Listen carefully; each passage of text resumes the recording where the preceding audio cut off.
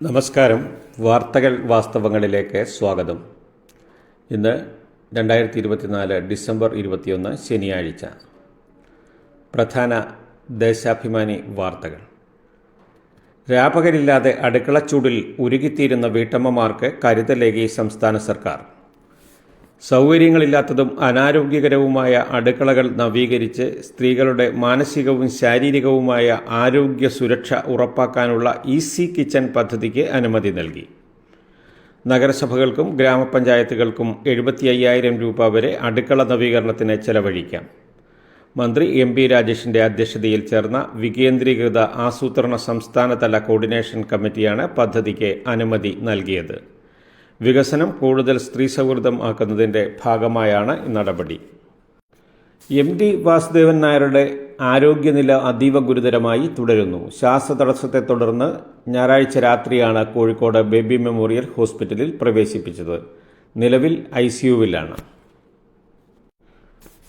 വൻ വിലക്കുറവും ഓഫറുകളുമായി സപ്ലൈകോ ക്രിസ്മസ് ചന്ത ഇന്ന് തുടങ്ങും. ജില്ലകളിലും ജില്ലാ ആസ്ഥാനത്തെ പ്രധാന സൂപ്പർ മാർക്കറ്റുകളിലും സജ്ജമാക്കുന്ന ചന്ത 30-ന് സമാപിക്കും. സംസ്ഥാനതല ഉദ്ഘാടനം പകൽ 10:30-ന് കിഴക്കേക്കോട്ട EK നായനാർ പാർക്കിൽ മുഖ്യമന്ത്രി പിണറായി വിജയൻ നിർവഹിക്കും. തലസ്ഥാന നഗരിയിൽ 7 ദിവസം ദൃശ്യവിസ്മയ കാഴ്ചകളൊരുക്കിയ 29ാം കേരള രാജ്യാന്തര ചലച്ചിത്രമേളയ്ക്ക് കൊടിയിറങ്ങി. സമാപന സമ്മേളനം മുഖ്യമന്ത്രി പിണറായി വിജയൻ ഉദ്ഘാടനം ചെയ്തു. മന്ത്രി സജി ചെറിയാൻ അധ്യക്ഷനായി. ബ്രസീലിയൻ സംവിധായകൻ പെഡ്രോ ഫെറിയുടെ മാലു സുവർണ ചകോരം നേടി. സംവിധായകനും നിർമ്മാതാക്കൾക്കുമായി 20 ലക്ഷം രൂപയും പ്രശസ്തി പത്രവും സുവർണ ചകോരത്തിനൊപ്പം മുഖ്യമന്ത്രി പിണറായി വിജയൻ സമ്മാനിച്ചു. വിവിധ വിഭാഗങ്ങളിലായി 5 പുരസ്കാരങ്ങൾ നേടി ഫാസിൽ മുഹമ്മദിന്റെ ഫെമിനിച്ചി ഫാത്തിമ മലയാളത്തിന്റെ അഭിമാനമായി. മുണ്ടക്കൈ ചൂരൽമല ഉരുൾപൊട്ടൽ പുനരധിവാസത്തിന് കണ്ടെത്തിയ ഭൂമി സംബന്ധിച്ച കേസിൽ കോടതി വിധി വന്നാൽ മണിക്കൂറുകൾക്കുള്ളിൽ നിർമ്മാണത്തിനുള്ള തുടർ പ്രവർത്തനങ്ങൾ ആരംഭിക്കാനാകുമെന്ന് റവന്യൂ മന്ത്രി കെ രാജൻ. കേസിൽ അനുകൂല വിധി ഉണ്ടാകുമെന്നാണ് പ്രതീക്ഷ. ഭൂമി ഏറ്റെടുക്കുമ്പോൾ അർഹതപ്പെട്ട സംഖ്യ അർഹതപ്പെട്ടയാൾക്ക് കോടതി പറയുന്ന സമയത്ത് നൽകുമെന്ന് സർക്കാർ അറിയിച്ചിട്ടുണ്ട്. ദുരന്ത നിവാരണ നിയമപ്രകാരം ഭൂമി ഏറ്റെടുക്കുമ്പോൾ പണം ലഭിക്കുമോ എന്ന ആശങ്ക കൊണ്ടാകാം എസ്റ്റേറ്റ് ഉടമകൾ കോടതിയെ സമീപിച്ചതെന്നും അദ്ദേഹം പറഞ്ഞു. ഡോക്ടർ BR അംബേദ്കറിനെ അവഹേളിച്ച ആഭ്യന്തരമന്ത്രി അമിത്ഷായ്ക്കെതിരായ പ്രതിഷേധത്തിൽ ആളിക്കത്തിയ പാർലമെന്റിന്റെ ശീതകാല സമ്മേളനം സമാപിച്ചു. അവസാന ദിവസമായ ഇന്നലെ വെള്ളിയാഴ്ചയും പാർലമെന്റിന് അകത്തും പുറത്തും പ്രതിപക്ഷ പാർട്ടികൾ വൻ പ്രതിഷേധം ഉയർത്തി. ഇരുസഭകളിലും നടപടികൾ പൂർണ്ണമായും തടസ്സപ്പെട്ടു. വ്യാഴാഴ്ച പ്രതിപക്ഷത്തെ കായികമായി നേരിട്ട BJP MPമാർ വെള്ളിയാഴ്ച പ്രശ്നങ്ങൾക്ക് മുതിർന്നില്ല. അധിക്ഷേപ പരാമർശത്തിനെതിരെ രാജ്യവ്യാപക പ്രക്ഷോഭം ഉണ്ടായതോടെ BJP പൂർണ്ണമായും പ്രതിരോധത്തിലായി. നെല്ലിക്കുഴിയിൽ ഉത്തർപ്രദേശ് സ്വദേശിയായ 6 വയസ്സുകാരിയെ കൊലപ്പെടുത്തിയ കേസിൽ രണ്ടാനമ്മ അനീഷയുമായി പോലീസ് തെളിവെടുത്തു. കോതമംഗലം SHO PT ബിജോയിയുടെ നേതൃത്വത്തിൽ അനീഷയെ കൊലപാതകം നടത്തിയ വീട്ടിൽ എത്തിച്ചാണ് തെളിവെടുത്തത്. സമാനതകളില്ലാത്ത ദുരിതം വിതച്ച മുണ്ടക്കൈ ചൂരൽമല ഉരുൾപൊട്ടൽ ദുരന്തത്തിലെ കേന്ദ്ര അവഗണനയ്ക്കെതിരെ action council of state employees and ടീച്ചേഴ്സിന്റെ നേതൃത്വത്തിൽ പ്രതിഷേധ സദസ്സ് നടത്തി.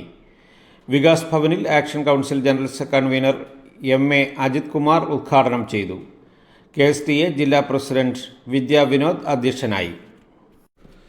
CPIM 24ാം പാർട്ടി കോൺഗ്രസിന് മുന്നോടിയായുള്ള ജില്ലാ സമ്മേളനങ്ങളുടെ പശ്ചാത്തലത്തിൽ കമ്മ്യൂണിസ്റ്റ് പാർട്ടിയുടെ സംക്ഷിപ്ത ചരിത്രവുമായി ചിന്താവാരിക. പാർട്ടിയുടെ 1920 മുതൽ 1947 വരെയുള്ള ലഘു ചരിത്രമാണ് ഈ ലക്കത്തിൽ പുറത്തിറക്കിയിരിക്കുന്നത്. ജനുവരി 4 മുതൽ 8 വരെ നടക്കുന്ന 63ാമത് കേരള സ്കൂൾ കലോത്സവത്തിന്റെ പ്രോഗ്രാം ഷെഡ്യൂൾ വിദ്യാഭ്യാസ മന്ത്രി V. ശിവൻകുട്ടി പ്രകാശനം ചെയ്തു. Programme committee chairman M. Vincent MLA programme schedule ഏറ്റുവാങ്ങി. മത്സരങ്ങൾ കൃത്യസമയത്ത് തുടങ്ങി അവസാനിപ്പിക്കുന്നതിനുള്ള നടപടികൾ സ്വീകരിച്ചതായും ഫസ്റ്റ് കോളും സെക്കൻഡ് കോളും തേർഡ് കോളും ചെയ്തിട്ടും വരാത്ത ടീമുകളെ അയോഗ്യരാക്കുന്നത് പരിഗണനയിലാണെന്നും മന്ത്രി V. ശിവൻകുട്ടി പറഞ്ഞു.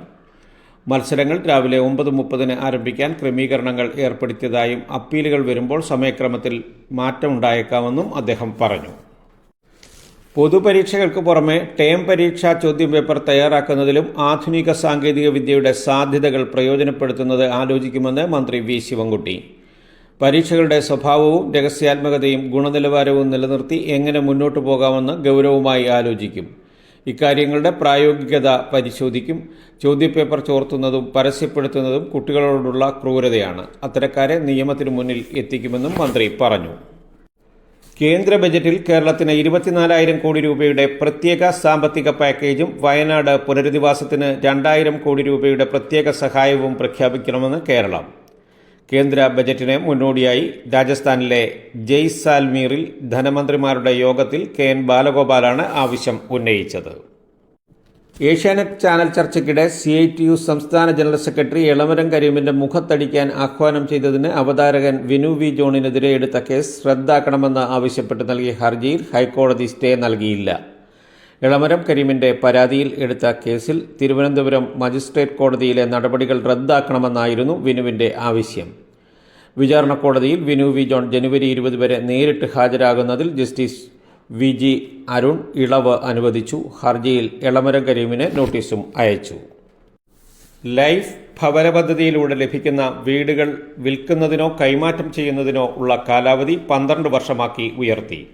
നിലവിൽ 7 വർഷമായിരുന്നു. ഗുണഭോക്താക്കൾക്ക് സ്വന്തം നിലയിൽ വീട് പണയപ്പെടുത്തി ബാങ്കുകളിൽ നിന്ന് വായ്പയെടുക്കാമെന്നും ഉത്തരവിലുണ്ട്.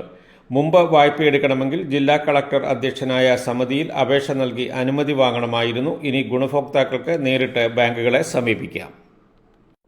ഭരണഘടനാ ശില്പി BR അംബേദ്കറെ അപമാനിച്ച ആഭ്യന്തരമന്ത്രി അമിത്ഷായ്ക്ക് മന്ത്രിസ്ഥാനത്ത് തുടരാൻ അർഹതയില്ലെന്ന് CPIM സംസ്ഥാന സെക്രട്ടറി MV ഗോവിന്ദൻ.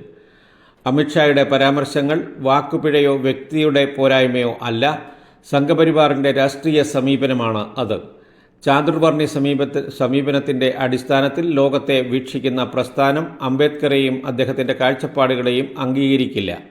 സംഘപരിവാറിന്റെ ഈ പ്രത്യയശാസ്ത്രത്തിന്റെ ഭാഗമാണ് അമിത്ഷായുടെ പരിഹാസമെന്നും അദ്ദേഹം പറഞ്ഞു. പ്രമുഖ റേറ്റിംഗ് ഏജൻസിയായ ക്രിസലിന്റെ credit rating information service of India ലിമിറ്റഡിന്റെ A+ സ്റ്റേബിൾ റേറ്റിംഗ് നേട്ടം തുടർച്ചയായി 4ാം വർഷവും സ്വന്തമാക്കി ടെക്നോപാർക്ക്. സാമ്പത്തിക വളർച്ചയും പുരോഗതിയും നിലനിർത്തുന്നതിനാണ് അംഗീകാരം. തീരസംരക്ഷണ പ്രവർത്തനങ്ങൾക്ക് മേൽനോട്ടം വഹിക്കാൻ ചീഫ് സെക്രട്ടറിയുടെ നേതൃത്വത്തിൽ ജലവിഭവ, ഫിഷറീസ്, തുറമുഖ, തദ്ദേശ വകുപ്പ് സെക്രട്ടറിമാർ ചേർന്ന് സമിതി രൂപീകരിക്കും. മുഖ്യമന്ത്രി പിണറായി വിജയന്റെ അധ്യക്ഷതയിൽ ചേർന്ന യോഗത്തിലാണ് തീരുമാനം. വിവിധ വിഷയങ്ങൾ ഏകോപിപ്പിക്കാനാണ് സമിതി രൂപീകരിക്കുന്നതെന്ന് മുഖ്യമന്ത്രി പറഞ്ഞു. ഏറ്റെടുത്ത ഭൂമിക്ക് ന്യായമായ നഷ്ടപരിഹാരം ആവശ്യപ്പെട്ട് UPയിലെ ഗ്രേറ്റർ നോയിഡയിൽ നടക്കുന്ന കർഷക പ്രക്ഷോഭം അട്ടിമറിക്കാൻ കള്ളക്കേസുമായി പോലീസ്. സമരവേദിയിൽ നിന്ന് അറസ്റ്റ് ചെയ്ത് ജയിലിലിട്ട കർഷകർക്കെതിരെ വധശ്രമത്തിന് പുതിയ കേസെടുത്തു. സബ് ഇൻസ്പെക്ടർ രാജ്കുമാറിനെ കയ്യേറ്റം ചെയ്തെന്നും കഴുത്തിൽ ബൂട്ടിട്ട് ചവിട്ടിയെന്നുമടക്കം ആരോപിച്ചാണ് കേസ്. മെട്രോ സ്റ്റേഷനിൽ കടന്നുകയറി ട്രെയിൻ തടഞ്ഞെന്നും കേസുണ്ട്. ഗൗതം ബുദ്ധ നഗറിലെ ജയിലിലുള്ള 129 പേരിൽ 112 പേരെയും പ്രതിയാക്കി. കർണാടക വനിതാ ശിശുക്ഷേമ മന്ത്രിയും കോൺഗ്രസ് നേതാവുമായ ലക്ഷ്മി ഹെബ്ബാൽക്കറെ അധിക്ഷേപിച്ച കേസിൽ BJP നേതാവും MLCയുമായ CT രവി അറസ്റ്റിൽ. നടപടിക്രമം പാലിക്കാതെയാണ് അറസ്റ്റെന്നും വിട്ടയക്കണമെന്നും കർണാടക ഹൈക്കോടതി ഉത്തരവിട്ടു. അന്വേഷണവുമായി സഹകരിക്കാൻ രവിയോട് കോടതി നിർദ്ദേശിച്ചു. ബലഗാവിലെ സുവർണ സൗധത്തിൽ ശൈത്യകാല നിയമസഭാ സമ്മേളനത്തിന്റെ അവസാന ദിനമായ വ്യാഴാഴ്ചയാണ് സംഭവം. ഒരു രാജ്യം ഒരു തെരഞ്ഞെടുപ്പ് ബില്ലുകൾ പരിശോധിക്കുന്നതിനുള്ള സംയുക്ത പാർലമെന്ററി സമിതി നിലവിൽ വന്നു. JPC നിലവിൽ വന്നു. ലോക്സഭയിൽ നിന്ന് 27ഉം രാജ്യസഭയിൽ നിന്ന് 12ഉം MPമാരാണ് JPCയിലുള്ളത്. ലോക്സഭാ കക്ഷി നേതാവ് K. രാധാകൃഷ്ണനാണ് CPIM പ്രതിനിധി. അടുത്ത പാർലമെന്റ് സമ്മേളനത്തിന്റെ അവസാന ആഴ്ചയിലെ ആദ്യ ദിവസം വരെയാണ് റിപ്പോർട്ട് സമർപ്പിക്കുന്നതിനുള്ള സമയപരിധി. BJPയുടെ PP ചൌധരി തലവനാകും. സംഘപരിവാറിന്റെ ദളിത് പിന്നോക്ക വിരുദ്ധതയ്ക്കെതിരെ രാജ്യമെമ്പാടും രോഷം പടർത്തിക്കൊണ്ടാണ് 26 ദിവസം നീണ്ട പാർലമെന്റിന്റെ ശീതകാല സമ്മേളനം സമാപിക്കുന്നത്. ഭരണഘടനാ ശില്പി ഡോക്ടർ BR അംബേദ്കറെ അവഹേളിക്കുന്ന അമിത്ഷായുടെ പ്രസംഗം ദേശീയ തലത്തിൽ BJPക്ക് കനത്ത തിരിച്ചടിയായി. പ്രതിപക്ഷം ഒറ്റക്കെട്ടായി ഷായുടെ രാജി ആവശ്യപ്പെട്ടു. വിശ്വസ്തനെ സംരക്ഷിക്കുകയാണ് പ്രധാനമന്ത്രി നരേന്ദ്രമോദി. ഷായും BJPയുടെയും അംബേദ്കർ വിരുദ്ധതയ്ക്കെതിരെ രാജ്യവ്യാപക പ്രക്ഷോഭത്തിന് ഒരുങ്ങുകയാണ് പ്രതിപക്ഷ പാർട്ടികൾ. രാജസ്ഥാനിലെ ജയ്പൂർ അജ്മീർ ഹൈവേയിൽ പെട്രോൾ പമ്പിന് സമീപം CNG ടാങ്കറിൽ ട്രക്ക് ഇടിച്ചുണ്ടായ വൻ തീപിടുത്തത്തിൽ 11 പേർ വെന്തുമരിച്ചു. 43 പേർക്ക് പരിക്കേറ്റു. 28 പേരുടെ നില ഗുരുതരം. മരണസംഖ്യ ഉയർന്നേക്കും. വെള്ളിയാഴ്ച പുലർച്ചെ 5:30 അപകടം സംഭവിച്ചത്. ഹരിയാന മുൻ മുഖ്യമന്ത്രിയും INLD നേതാവുമായ ഓം പ്രകാശ് ചൗത്താല അന്തരിച്ചു. 89 വയസ്സായിരുന്നു. വെള്ളിയാഴ്ച ഗുരുഗ്രാമിൽ ഹൃദയാഘാതത്തെ തുടർന്നാണ് മരണം. മുൻ ഉപപ്രധാനമന്ത്രി ചൗധരി ദേവിലാലിൻ്റെ മകനാണ്. ഇതോടുകൂടി ഇന്നത്തെ പ്രധാന ദേശാഭിമാനി വാർത്തകൾ വായിക്കുന്നത് അവസാനിപ്പിക്കുന്നു. ഇത്രയും സമയം കേട്ടുകൊണ്ടിരുന്ന എല്ലാവരെയും നന്ദി അറിയിക്കുന്നു. നല്ല ദിവസം ആശംസിക്കുന്നു. നമസ്കാരം.